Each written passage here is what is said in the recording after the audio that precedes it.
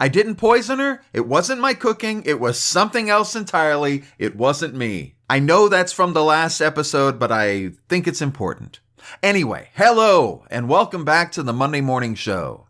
DC Home returns in this episode, but I wanted to start by letting you know that I recently recorded a hiking video, and it just didn't turn out the way I'd hoped. My apologies for that. And it's too bad, too, because I had a few things I wanted to tell you in that video, which I'm going to let you know right now. To start, Heaven Denied, the sequel to Heaven Enough, is now available in ebook and paperback. Pick up your copy today. You're going to love it.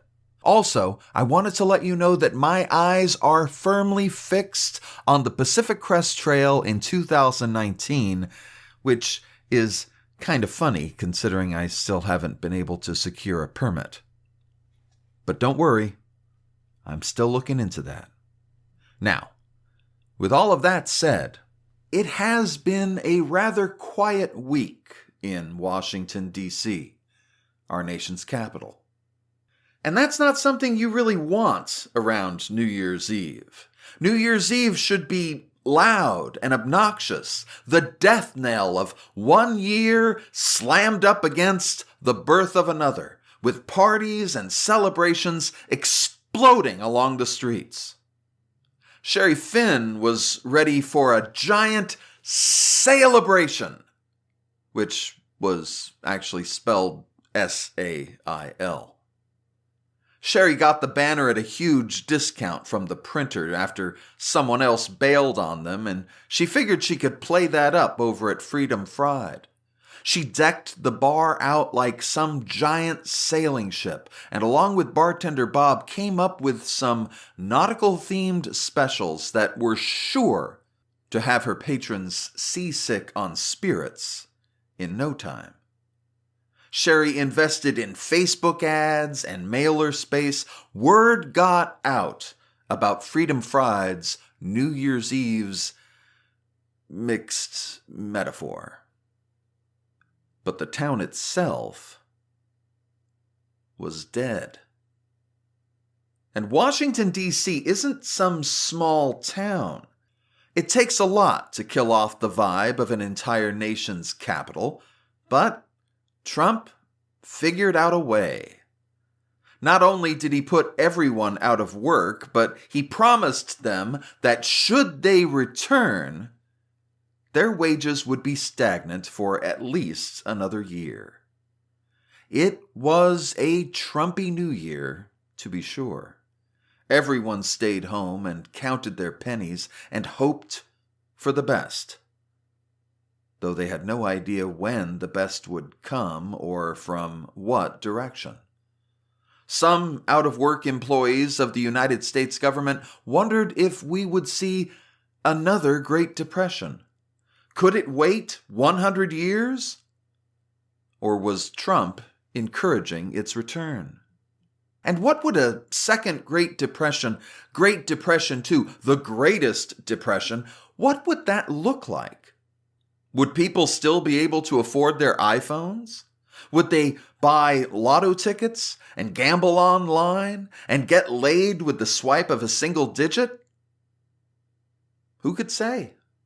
All Sherry knew was that no New Year's Eve should be silent. And that was the only occupants inside of her bar.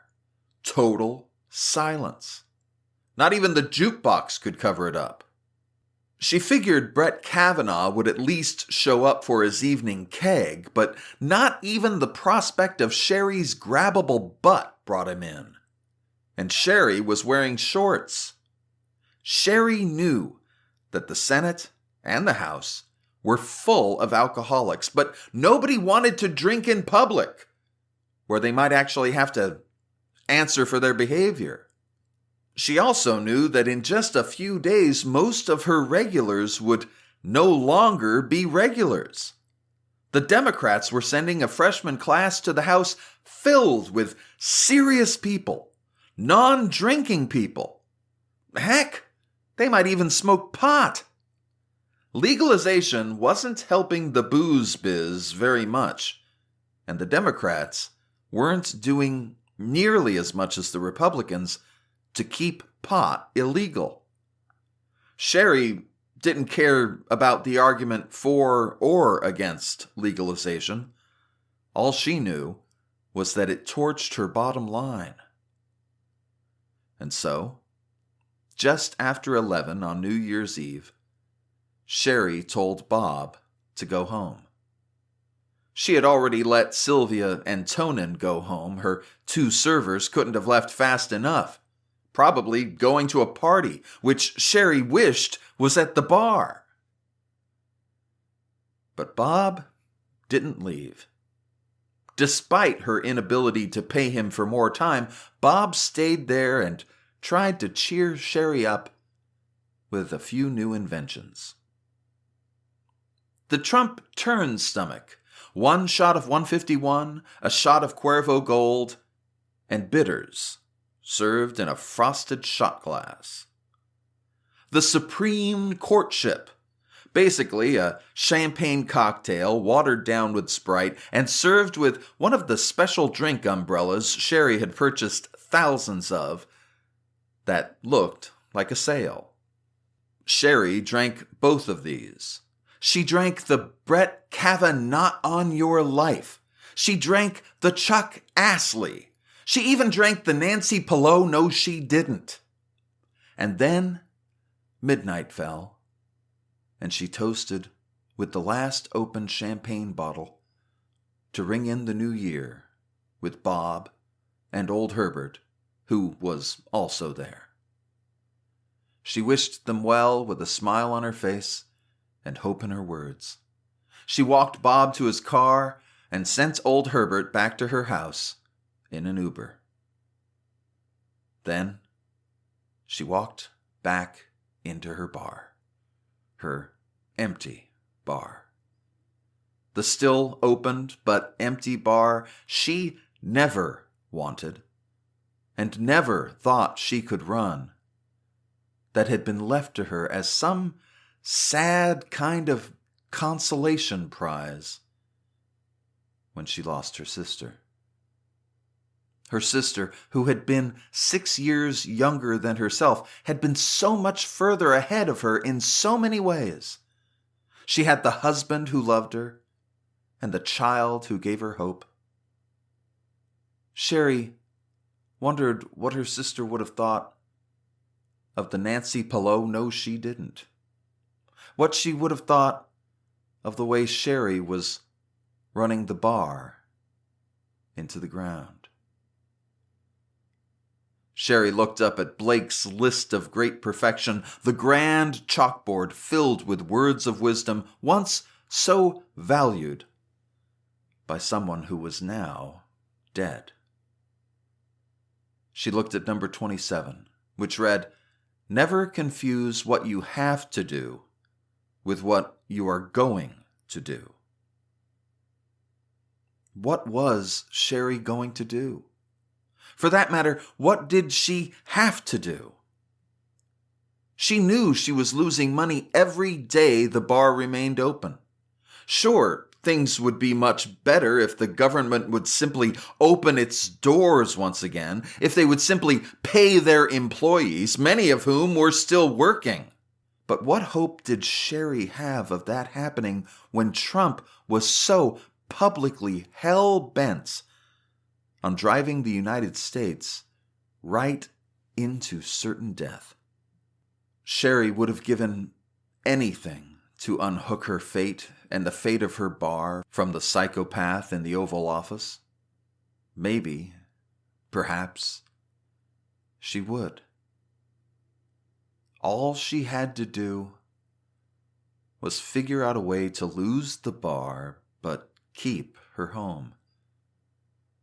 And also raise her nephew without an income.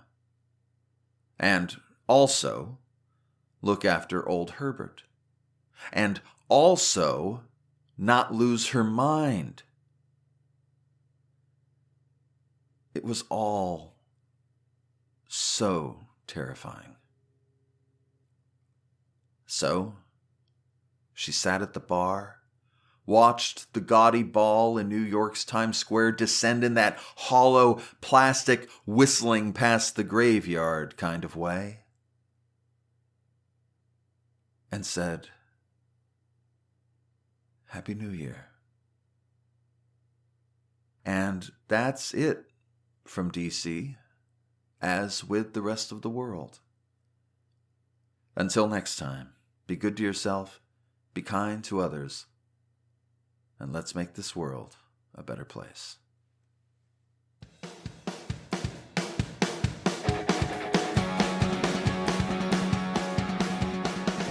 This is Ken LaSalle, and I just wanted to thank you for stopping by for this episode of DC Home.